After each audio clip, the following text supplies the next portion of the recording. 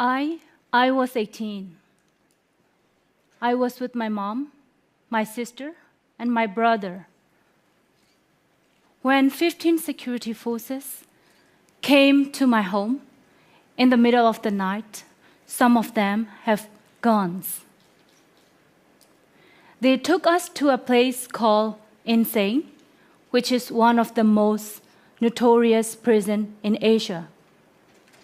I didn't realize I was arrested until after I have arrived.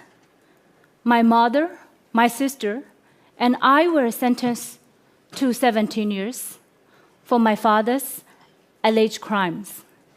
He was sentenced for 47 years and sent to a prison which is 2-hour drive by car from our prison. His crime? Being elected in parliament and aligning with Daw Aung San Suu Kyi as an opposition leader. For the next 7 years, our family was separated. I still have letters from my fathers from those time apart. Prison life, it was full of horrors. It wasn't prison like here in Norway. More than 100 women in my prison cell. Each of them have 2 feet by 6 feet of space.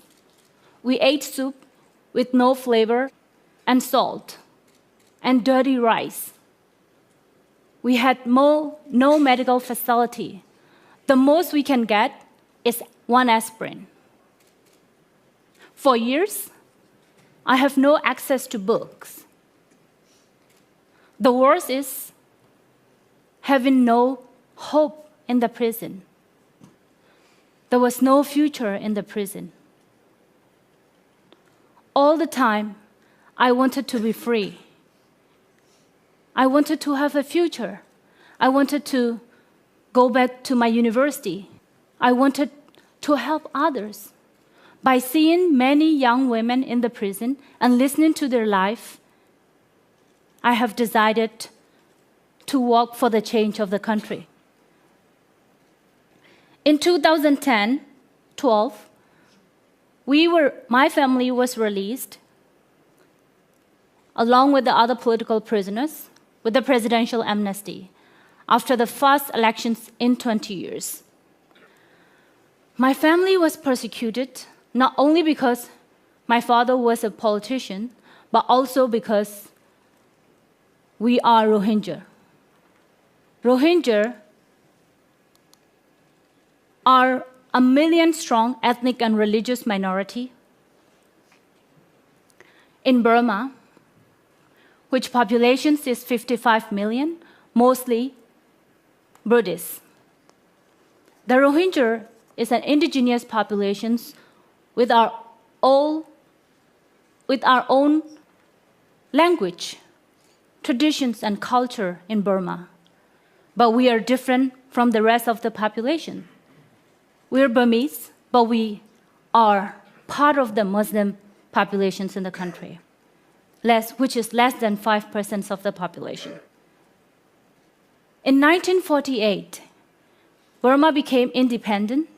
In 1962, we had a military coup, which resulted 5 decades of military dictatorship.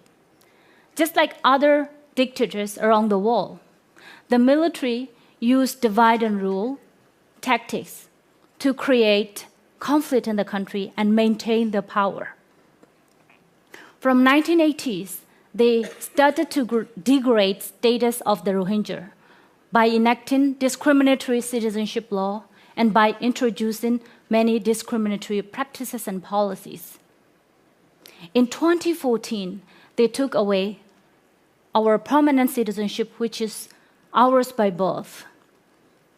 The last election, we were finally disenfranchised and lost our political rights.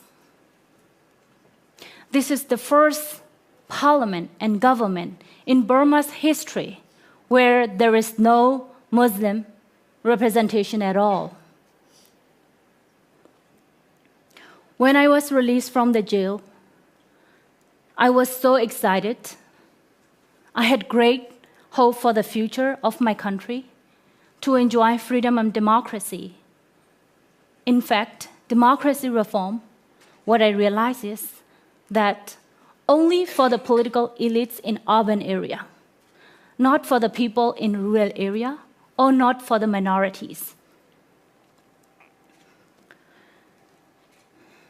And a few months later, I was released. There was widespread violence against Rohingya and minority. Many were killed, women were raped. Many had to flee from their country, become refugee, and many lost their home. In one case, 33 Muslim school kids were burnt alive and beaten to death in daytime by the nationalist group, Buddhist nationalist groups, including monks. Justice has not been brought for these kids yet.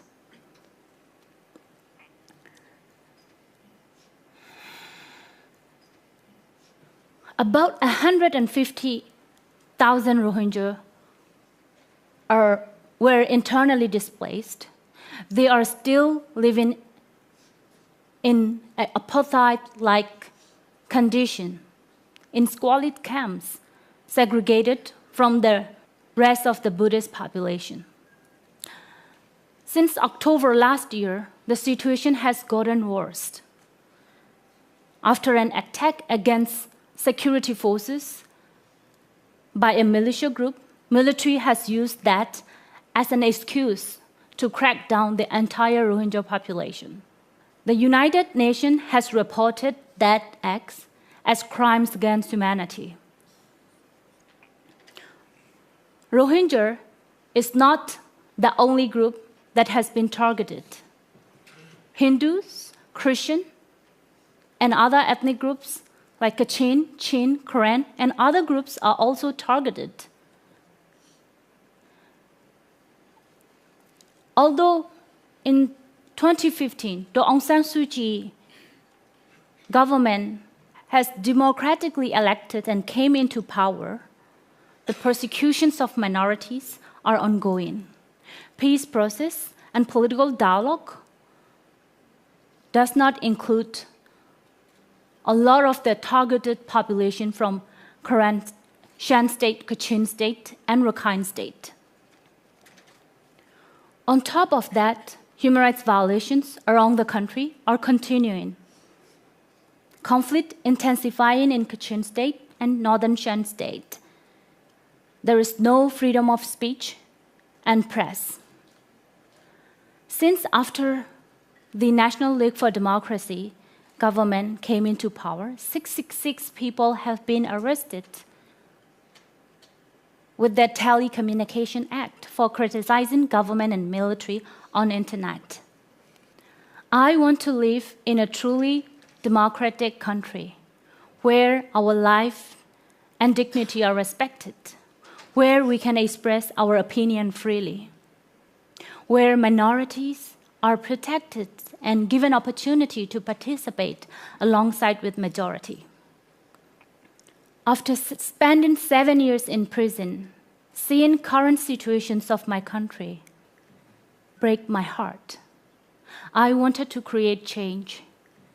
And I found, after I graduated from law school, I founded Women Peace Network Arkan, and I promote respect, love, and inclusion by empowering youth and women, and by educating, by providing democratic educations.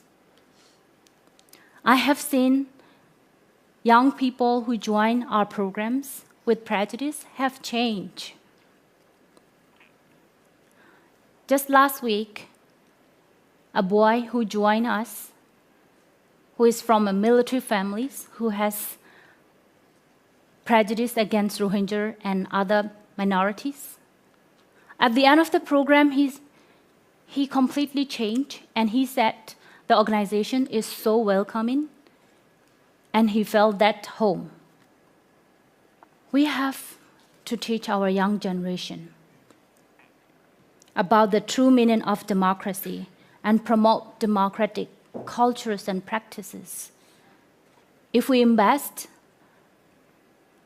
in the younger generation in 10 to 20 years, when they grown up to be leaders, Burma will be a better place with peace and prosperity for everyone. We still have hope.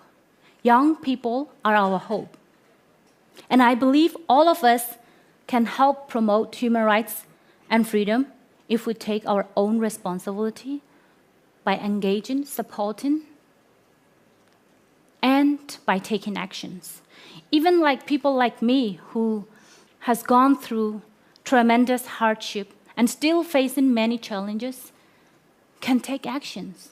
And I believe each and every one of you can do much better than I do. Yeah, it doesn't matter. It doesn't have to be you are a human rights promoter or you are working in a civil society. You could be in the government. You could be a businessman. You could be a student. Wherever you are, whoever you are, if you commit, we will have a better world. We don't need to wait for world leaders to bring us democracy. I believe we can bring democracy by our own effort with solidarity. Thank you so much.